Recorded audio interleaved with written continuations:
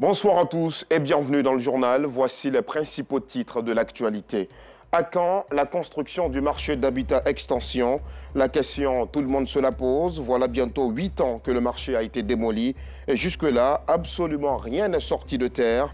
Les commerçants occupent les ruelles du quartier, créant un véritable désordre. La mairie, de son côté, affiche un laxisme. La colère de la rédaction dans le carton rouge.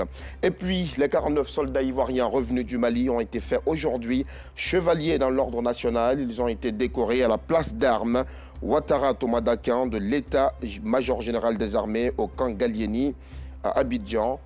Voilà pour le sommaire. Vous faites toujours bien de choisir RTI2 pour vous informer. Et pour commencer, comme nous vous le disions à l'instant, les 49 soldats ivoiriens revenus du Mali ont été honorés par la République. Tous ont été faits chevaliers dans l'ordre national avec eux, 800 autres personnes ont reçu la distinction des mains du chef d'État major général des armées et d'autres collaborateurs, les casques bleus ivoiriens déployés au Mali et les contingents de retour de mission de Tombouctou et de Mopti ont aussi été décorés. Place à présent à la rubrique de ce soir, tout naturellement, puisque nous sommes mardi, c'est le carton rouge.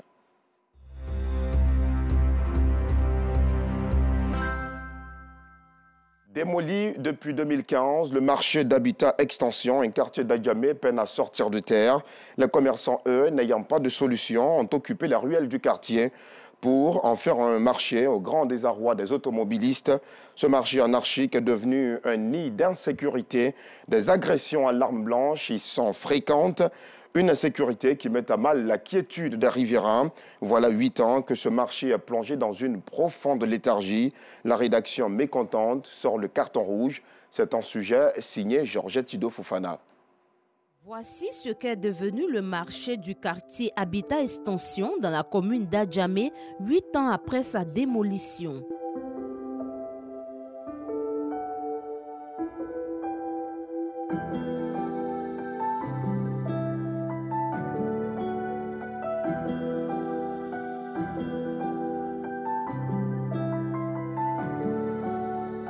Ce marché, autrefois opérationnel, a été rasé depuis 2015 par la mairie. En cause, sa précarité. Un marché moderne devait voir le jour le plus tôt possible selon les responsables de la commune. Aujourd'hui, cet endroit est à la merci des badauds et des activités de tout genre y sont menées. C'est parce qu'ils n'ont pas encore construit. Nous, on vient aussi, on fait notre petit travail pour qu'on sera à l'aise, quoi.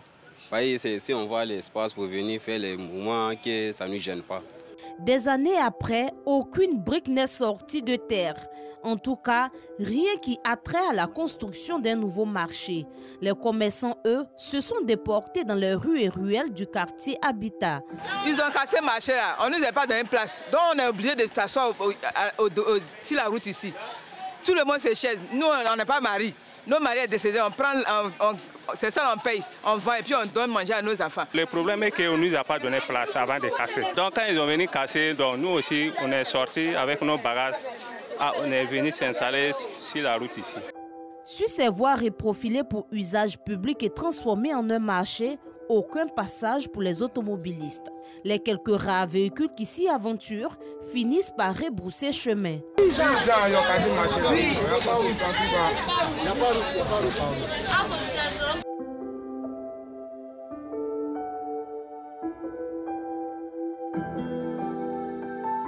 Il y a eu commande vers le marché. Pourtant, c'est tout près ici. Il s'oublie d'aller faire grand tour pour aller chez mon passé. Il n'y a pas de route en tout cas. On souffre en tout cas. Voilà, c'était dégagé en tout cas. Mais aujourd'hui, on arrive, tout est barré. Les commerçants ont pris la route. Une route passe et transporter un marché.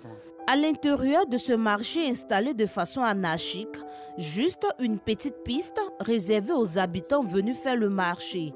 Dans ce marché, parasols, tables et petites boutiques installées en désordre.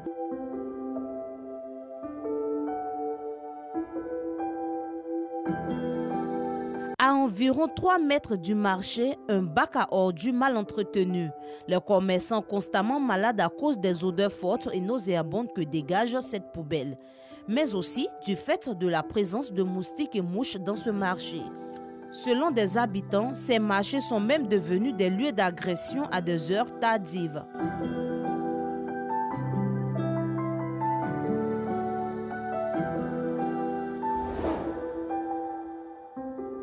Actuellement, il ne me sent pas bien. Il a mis 2 ballons sur rond. C'est l'odeur qui nous rend malade. Puisqu'on n'a pas de place pour vendre. On est obligé de vendre sur le soleil, en bas des poubelles. La voiture vient nous fatiguer ici. La nuit, c'est très dangereux. Les gens se cachent dans le marché, les filles agressent les gens. Le marché là, ça ne nous arrange pas. Et pour libérer ces routes transformées en un marché en plein cœur du quartier, la mairie a donné une mise en demeure aux commerçants. Quant aux marchands, ils font la sourde oreille. Ils ne désirent pas quitter ces rues avant la reconstruction du nouveau marché promis. Nous, on va quitter ici dans 23 à partir où le marché là, c'est pas encore construit. On laisse la route, on débrouille sur la route. Nous, on va quitter ici à partir où si le marché, si c'est pas encore construit là, nous, on ne sort pas ici. On ne va pas quelque part. Ou bien, s'il y a l'autre coin, en masse, ça sort là-bas. Si on a fini de construire, on rentre là-bas. Donc, ici, là, on ne va pas quelque part, on est là. La mairie d'Adjamé, en charge de la construction de ce nouveau marché, rassure. Ce joyau architectural verra bientôt le jour. Le problème du marché de l'habitat extension est un problème certes complexe, mais un problème qui est en voie de résolution. Je peux vous dire que les travaux d'études sont terminés, les fouilles ont été faites, la maquette a été adoptée, le ministère a donné son accord et actuellement nous sommes à la phase des déguerpissements des alentours pour l'implantation du chantier qui doit bientôt sortir du sol. À quand la reconstruction du nouveau marché d'habitat extension? À quand le déguerpissement des commerçants sur la voie publique? À quand le soulagement des commerçants et des riverains du quartier Habitat? Le temps d'une réponse, la rédaction de RTI 2 attribue un carton rouge à la mairie d'Adjamé qui reste passive à la construction du nouveau marché et qui malheureusement assiste impuissamment à l'occupation anarchique des voies publiques. Carton rouge également à tous ces commerçants qui se sont installés sans autorisation aucune sur les voies principales et qui refusent de prendre soin de leur environnement immédiat. Il n'y a pas qu'à Adjamé qu'il y a des problèmes. Dans la commune d'Abobo aussi, les populations du quartier Nguessankwa, situé à proximité du lycée municipal, sont menacées par des ravins.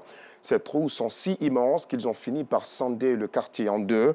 Un énorme risque pour les riverains. D'ailleurs, vous allez le voir, ils refusent de s'en aller, faute de moyens pour se reloger. Un sujet, encore une fois, de Georgette Ido Fofana. Awa réside au quartier Nguessankwa dans la commune d'Abobo depuis plus de 30 ans. Sa maison s'est écroulée dans ce grand ravin qui n'existait pas par le passé. Le trou n'était pas comme ça avant. C'était juste un petit caniveau qui a fini par s'agrandir avec les eaux usées. Le jour où ma cour est tombée, j'étais sous la douche quand j'ai entendu le bruit. Depuis lors, rien ne va. Depuis l'écroulement de son domicile, Awa, qui n'a pas les moyens de se reloger, vit avec ses enfants chez les voisins, toujours à proximité du danger. Je ne sais où aller. Je n'ai pas les moyens de me prendre une maison. J'ai donc préféré rester ici, dans le même quartier chez mes voisins, en attendant d'avoir les moyens. Comme Awa Savané dit avoir un bon souvenir de ce quartier qu'il a vu naître. Malgré le danger qui le guette, il ne compte pas quitter les lieux. On ne peut plus passer par là. Et puis toutes les cours qui sont là, ils sont partis. Bon, ils s'étaient obligés de laisser les cours. On est tellement habitué à ces quartiers, on ne voulait pas quitter dans le quartier dans les prestations comme ça. Donc on voulait vraiment que l'État fasse un horaire pour venir regarder. Ce ravin qui menace la vie des habitants de Nguessankwa reste une préoccupation majeure pour la chefferie. Nous avons fait d'abord des réunions de sensibilisation pour que la population comprenne que c'est un danger. Les pouvoirs publics ont demandé à ce que les populations riveraines déménagent parce que c'est une zone à risque. C'était difficile. C'est nous les chefs et les présidents des jeunes, tout ça, qui nous sommes mis ensemble pour rencontrer les populations et leur faire comprendre le bien fondé. Impuissante face à cette situation, la chefferie implore les autorités de bien vouloir les aider à trouver une solution. Ce ravin-là, il représente un danger parce qu'il s'étend à droite, à gauche, devant nous et il continue d'avaler les quartiers. Nous nous mettons ensemble pour souhaiter que les pouvoirs publics nous viennent en aide. Ça, c'est inscrit au titre des grands travaux. Donc, je sais que la mairie n'a pas les moyens en tant qu'institution seule. la mairie ne peut pas faire ce travail-là. Mais nous demandons à l'État de trouver les partenaires qu'il faut pour que notre mairie puisse s'occuper de nous et résorber ce problème-là. À quelques pas de là, un autre ravin trouble le sommeil des riverains qui n'entendent pas libérer les lieux. On veut que l'État n'ait qu'à nous aider pour faire pont ici, parce que tout là, ça vient chez nous, ça vient faire tomber notre maison. On ne sait pas où aller.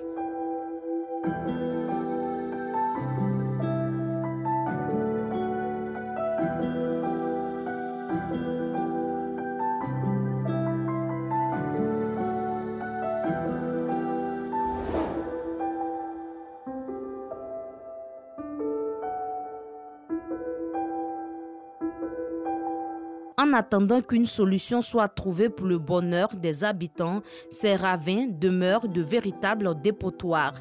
Même les enfants oubliant les risques prennent du plaisir à rôder autour de ces sites dangereux.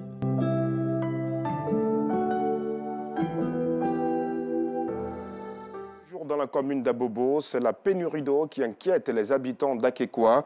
Il est extrêmement difficile de s'approvisionner en eau potable. L'eau, pour tout vous dire, est devenue une denrée rare. Ces habitants sont obligés d'acheter chez des vendeurs, en plus des frais d'entretien qu'ils paient à la SODECI. Ceux qui n'ont pas les moyens doivent passer la nuit à surveiller leurs pompes, guettant la moindre goutte d'eau. Georgette Ido Fofana s'y est rendue et c'est très assoiffée qu'elle nous est revenue. C'est avec sa brouette et quelques bidons que Afoué va chercher de l'eau chaque jour. Et c'est dans ce forage qu'elle a l'habitude de se ravitailler. Afoué dépense en moyenne 1000 francs CFA par jour pour l'achat de l'eau. Ça fait des années, on est là, on n'a pas l'eau, vraiment on souffre. Tous les jours, il faut puiser l'eau. On est obligé de pousser bourrette à chaque fois. Il n'y a même pas l'eau même qui vient. Souvent même là, on ne dort pas. On est là jusqu'à matin. Pour que l'eau va venir un peu, on va gagner un peu pour se brosser, il n'y en a pas. Dans ce quartier d'Abobo à Keikwa, les populations subissent depuis longtemps une pénurie d'eau. Cette situation a favorisé la floraison de nombreux points de vente d'eau dans le quartier. Une activité devenue rentable au vu de la pénurie qui éprouve le quartier. Je vends de l'eau ici depuis plus de 5 ans. Je fais un bidon à 50 francs, 3 à 100 francs. Ça dépend du nombre de bidons. Je compatis à la souffrance des populations, donc je fais des réductions par moment, car l'eau est source de vie. Souvent, je descends avec 10 000 francs ou moins. Si les vendeurs d'eau se frottent les mains, les habitants, eux, se disent oubliés par les autorités de la commune. On ne dort pas, on se lève à 1h du matin, 2h du matin, 4h. C'est ça, on peut gagner l'eau. On ne gagne pas l'eau. S'il n'y a pas l'eau, c'est ça qui nous tue ici. On fait rang, on lutte, on fait palabre, on nous frappe même des fois. Ça me fait 8 insultes ici, c'est la dame là qui nous sauve. Sans elle là, on ne va pas boire l'eau, on ne va pas préparer, on ne va rien faire. J'ai déposé 20 bidons ici, mais on n'a pas rempli. Moi, j'ai mal de corps comme ça, mal de corps. Mais c'est pourquoi on l'avait mis parfum. Arrivé là-bas, il y a ma soeur, mes camarades. Ça promet de là-haut. Dans les ménages, les bidons et les bassines ont pris la place des meubles.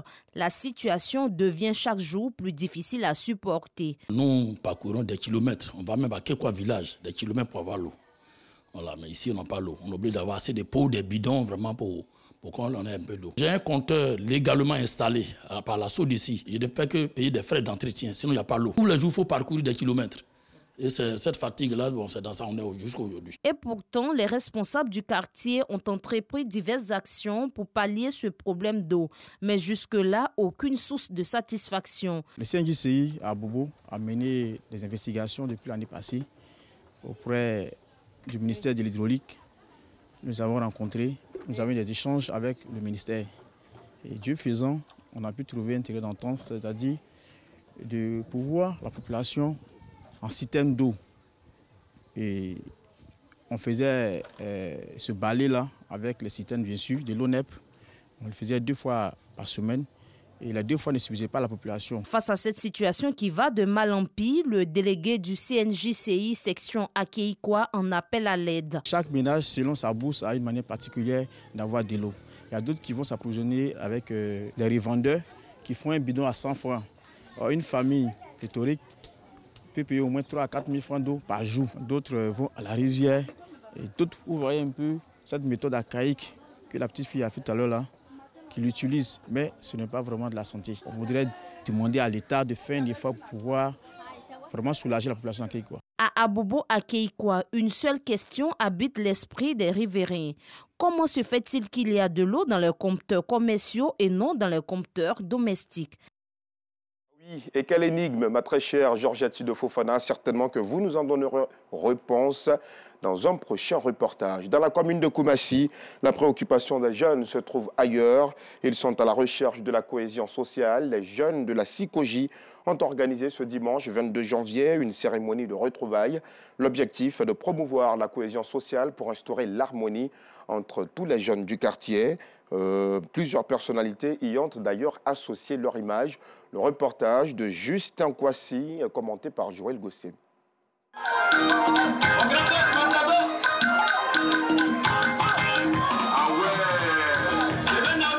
Koumassi, SICOJ 1.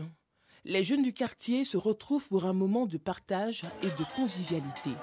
Cette activité vise à consolider les liens entre les fils et filles du quartier. C'est un événement qui a été conçu sur mesure pour promouvoir la cohésion sociale, pour promouvoir les valeurs sacrées de l'amitié. Et non seulement ça, parler du partage. Pour vous dire que aujourd'hui, l'heure est passée à la joie des retrouvailles. Retrouver les populations de Koumassi et revaloriser le bon vivre.